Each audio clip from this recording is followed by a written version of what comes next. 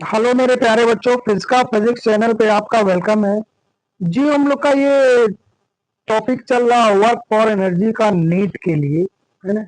उसी में हम लोग ये नेक्स्ट पॉइंट पे आते हैं, conservative and non conservative and central forces. Conservative force क्या होता है, नॉन कंजर्वेटिव फोर्स क्या होता है, सेंट्रल फोर्स क्या होता है।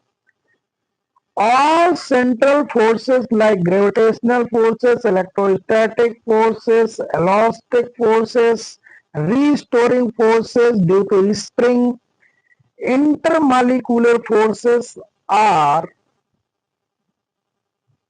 conservative forces।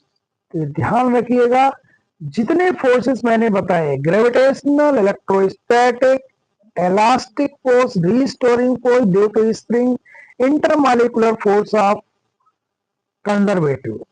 ग्रेविटेशनल फोर्स आपको पता ही है ना, अट्रैक्टिव होता है। इलेक्ट्रोस्टैटिक फोर्स आपको पता ही है, अट्रैक्टिव होता है, रिपल्सिव भी होता है। इलास्टिक फोर्स, जो बॉडी इलास्टिक होती है, रबड़ को आप खींच दो तो फोर्स लगता है ना, elastic force. Restoring force due to spring, spring को आप दबा दो तो स्प्रिंग फोर्स लगाती है, स्प्रिंग को आप खींच दो तो स्प्रिंग फोर्स लगाती है। इंटरमालिकुलर फोर्सेस, देखो दो एटम के बीच में या दो मालिक्यूल के बीच में जो फोर्स होता है ना, जैसे स्प्रिंग होता है ना, जैसे स्प्रिंग होता है ना, उसी तरह समझ सपोज कर सकते हो। दो मालिक्यूल को दबा दो, दो मालिक्यूल को खींच दो। अब कहोगे मालिक्यूल कैसे दबाएंगे, कैसे खींचेंगे। वो होता है, एक्सपेंशन होता है, टेम्परेचर के अकॉर्डिंग उसमें एक्सपेंशन हो जाएगा, कॉन्ट्रेक्शन हो जाएगा। तो वहां पे जो फोर्स डेवलप होगा ये सब कंजर्वेटिव फोर्सेस है। In conservative force work done depend on initial and final position only, ये पहले ही बता चुके हैं। It does not depend on the nature of path follow. Conservative force में वर्क डन पाथ पे डिपेंड नहीं करता, जैसे ग्रेविटेशनल फोर्स में मैंने आपको बता चुका हूँ। All velocity dependent forces such as air resistance force, viscous force, magnetic force are non conservative force. देखो मैग्नेटिक फोर्स आ गया यहाँ पे, मैंने बोला था ना कि magnetic force non conservative force होता है। वेलोसिटी डिपेंडेंट मतलब ऐसे फोर्सेस जो वेलोसिटी पे डिपेंड करते हैं, जैसे विस्कस फोर्स है। विस्कस फोर्स माने क्या होता है, जो एयर या कोई भी फ्लूइड जो फोर्स लगाता है, opposing force, viscous force. Frictional force भी कह सकते हो, नॉन कंजर्वेटिव फोर्स है हमारा। विस्कस फोर्स, ये सब फ्रिक्शनल फोर्स है, सब non air Kanjar air resistance क्या है, फ्रिक्शनल फोर्स ही तो है। ये सब नॉन कंजर्वेटिव फोर्सेस होते हैं। इसमें हमारी जो वर्क डन होती है वो पाथ पे डिपेंड करती है। Work done in A round trip in case of conservative force is always zero, but in case of non conservative force is not zero. Round trip, जैसे मान लो तुम ग्राउंड से छत पे जाओ, छत से ग्राउंड पे आ जाओ, जाओ किसी और रास्ते से, आओ किसी और रास्ते से, तो वर्क डन की वैल्यू कितनी हो जाएगी, जीरो हो जाएगी राउंड ट्रिप में। लेकिन अगर नॉन कंजर्वेटिव वर्क डन किसकी, ग्रेविटी के कारण है ना। लेकिन आप किसी, जैसे रोड पे आप चल रहे हो, कोई गाड़ी चला रहे हो, रोड पे चला रहे हो, तो वहां फ्रिक्शन फोर्स लग रहा है।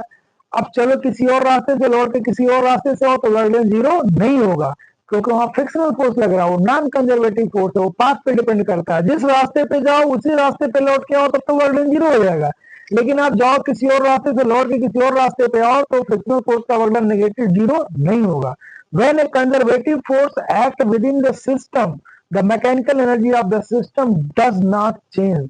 कंजर्वेटिव फोर्स अगर कहीं इन्वॉल्व है तो मैकेनिकल एनर्जी कांस्टेंट होती है। मैकेनिकल एनर्जी के बारे में आपको पता ही होगा, ये sum of kinetic energy plus potential energy होता है। ग्रेविटेशनल फोर्स की बात करें, इलेक्ट्रोस्टैटिक फोर्स की बात करें, इन दोनों केस में मैकेनिकल एनर्जी हमेशा क्या होगी, कांस्टेंट। माने काइनेटिक प्लस पोटेंशियल एनर्जी क्या होगा, कांस्टेंट।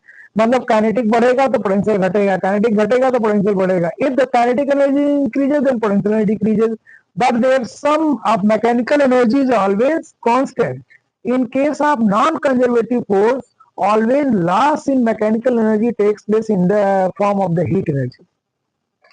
अगर कोई नॉन कंजर्वेटिव फोर्स है तो नॉन कंजर्वेटिव के फोर्स के केस में मैकेनिकल एनर्जी में लॉस होता है। जैसे फ्रिक्शनल फोर्स की बात करें तो अगर फ्रिक्शनल फोर्स कहीं इन्वॉल्व हो रहा है तो मैकेनिकल एनर्जी का वहां पे लॉस होगा, और ये जो एनर्जी लॉस होती है वो हीट एनर्जी के फॉर्म में लॉस होती है ना। If a particle is thrown vertically upward, assume air friction is almost conservative force is absent, है ना। एयर फ्रिक्शन नहीं है, एब्सेंट है।